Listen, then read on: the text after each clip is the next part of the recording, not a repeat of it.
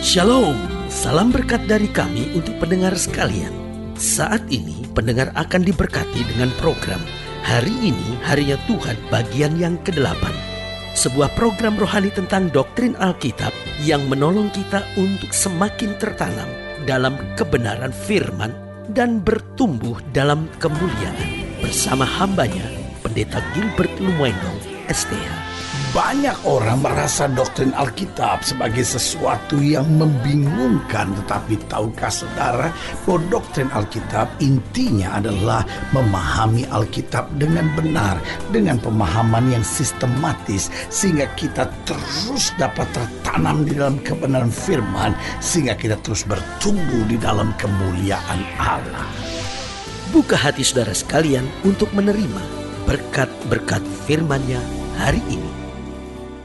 Saudaraku yang kasih dalam Tuhan, iblis tahu bahwa tidak ada gunanya dia terus-menerus menyerang orang percaya. Karena itu Alkitab bilang begini, lawanmu si iblis sama seperti singa yang berkeliling mencari orang yang dapat ditelannya. Berarti ada saat-saatnya di mana dia mau coba menyerang, tapi dia tahu persis gak ada gunanya. Karena orang itu memang tidak dapat dikalahkan, orang itu tidak dapat ditelannya. Itu sebabnya dia keliling cari dua hal. Yang pertama, dia keliling mencari orang yang dapat dikalahkan. Atau yang kedua, dia keliling untuk mencari waktu yang lengah dari orang-orang tertentu, sehingga persis dia mendapatkan waktu yang lengah itu. Di situ dia masuk dan menyerang dan coba mengalahkannya. Nah, jadi hari ini kita mau bicara apa waktu yang baik bagi iblis. Artinya bagaimana orang percaya harus memprotek, harus menjaga dirinya dari waktu itu, supaya dia akan beroleh kemenangan dan mujizat yang luar biasa. Nah, dalam Lukas pasal 4 ayat 1-13 kita pelajari tentang pencobaan Yesus ketika dia berada di padang gurun. Dikatakan demikian, Yesus yang penuh dengan Roh Kudus kembali dari sungai Yordan, lalu dibawa oleh Roh Kudus ke padang gurun. Di situ ia tinggal 40 hari lamanya dan dicobai iblis. Selama di situ ia tidak makan apa-apa, dan sesudah waktu itu ia lapar. Lalu berkatalah iblis kepadanya, jika engkau anak Allah, suruhlah batu ini menjadi roti. Jawab Yesus kepadanya, ada tertulis, manusia hidup bukan dari roti saja. Kemudian ia membawa Yesus ke satu tempat yang tinggi, dan dalam sekejap mata ia memperlihatkan kepadanya semua kerajaan dunia.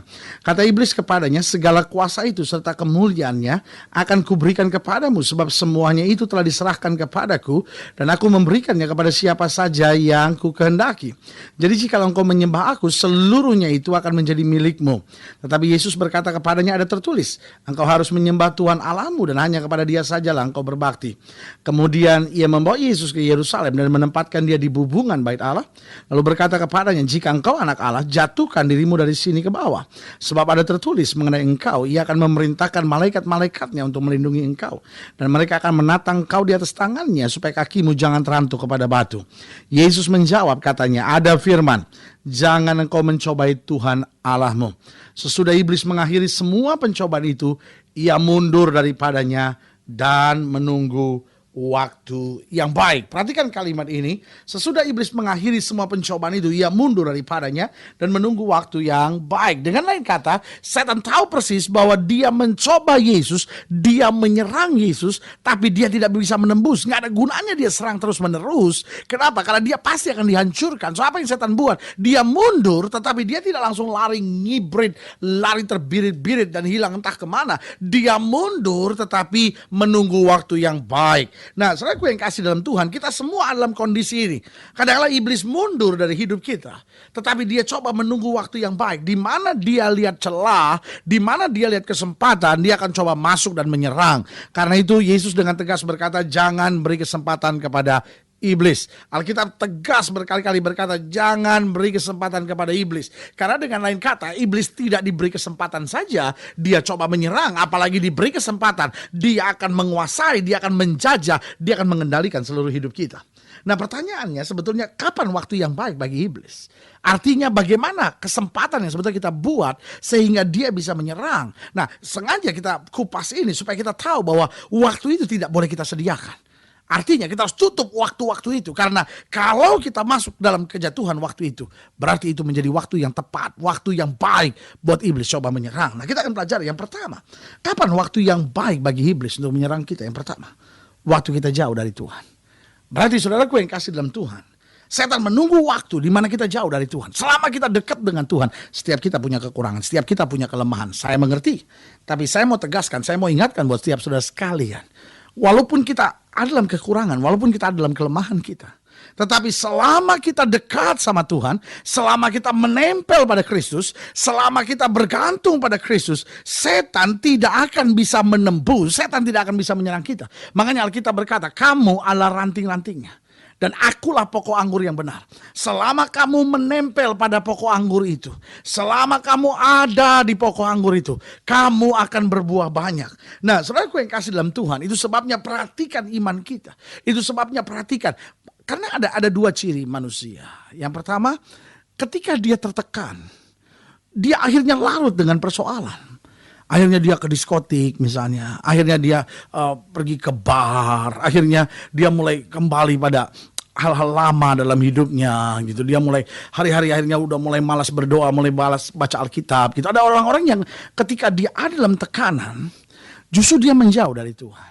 Tapi sebaliknya ada orang-orang yang justru kalau tekanan dia semakin dekat dengan Tuhan. Tetapi biasanya orang-orang seperti ini justru ketika dia senang, ketika dia merasa segala sesuatu dalam hidupnya berhasil, ketika dia merasa segala sesuatu yang dia cita-citakan dalam hidupnya dia capai, apa yang terjadi? Dia justru jauh dari Tuhan.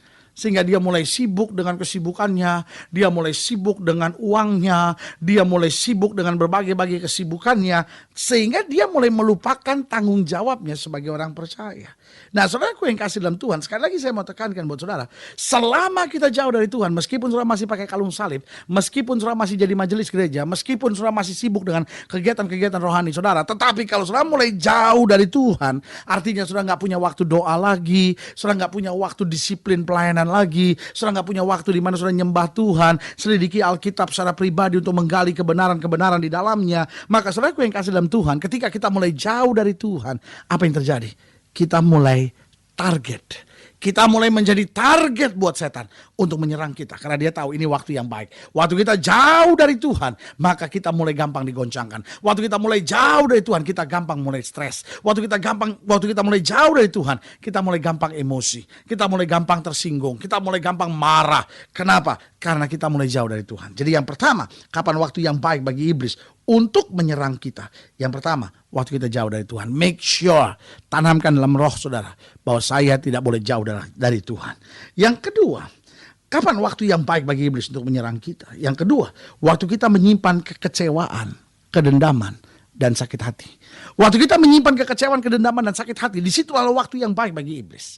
Seorang istri yang menyimpan kekecewaan, dendam, sakit hati terhadap suaminya, sebaliknya suami yang kecewa, dendam, sakit hati terhadap istrinya, itu adalah waktu yang baik bagi iblis untuk menyerang. Sehingga akhirnya rumah tangga itu bisa digoncangkan.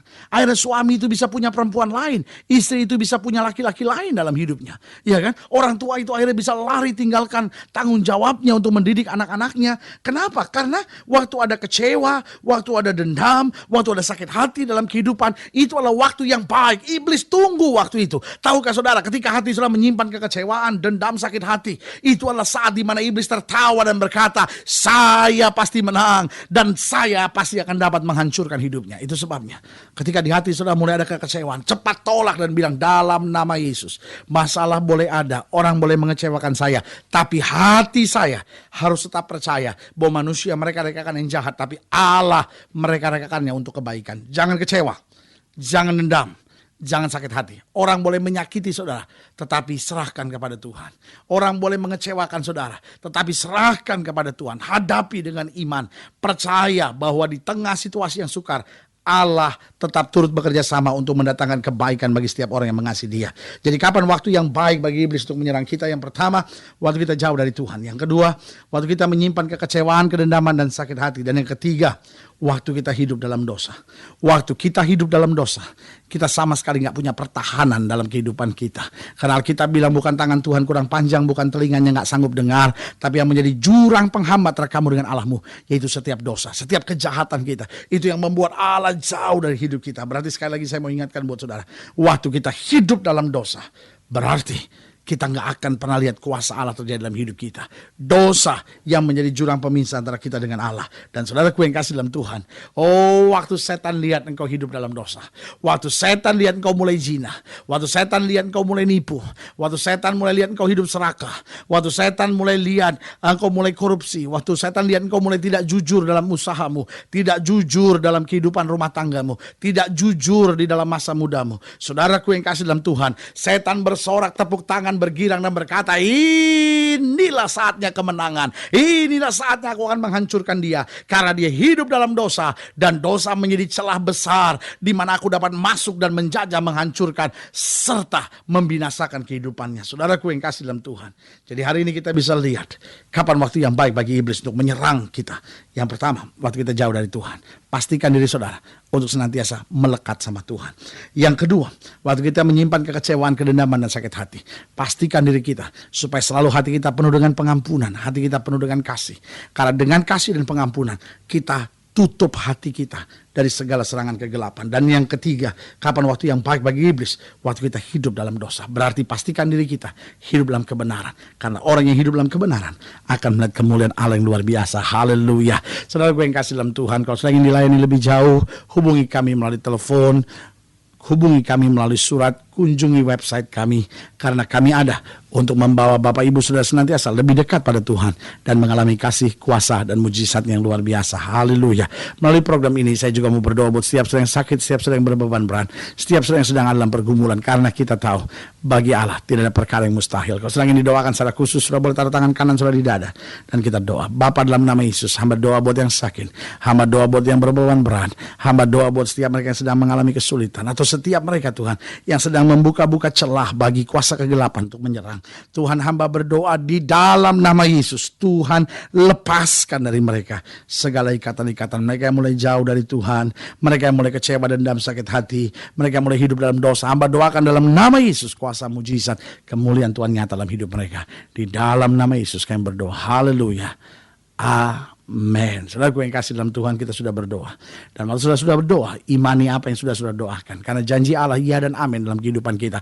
Dia Alfa, dia Omega. Dia yang memulai, dia yang mengakhiri. Karena itu tetap teguh dan percaya. Dia tidak pernah gagal. Doa saya menyertai saudara. Sampai berjumpa pada program berikut. Dan ingat, di tengah tantangan, di tengah masalah, jangan putus asa. Tetap bersemangat, tetap bersuka cita. Karena roh yang ada di dalam kita lebih besar dari roh yang alam dunia ini. Haleluya. Dan jangan lupa, jadikan hari ini harinya Tuhan. Haleluya.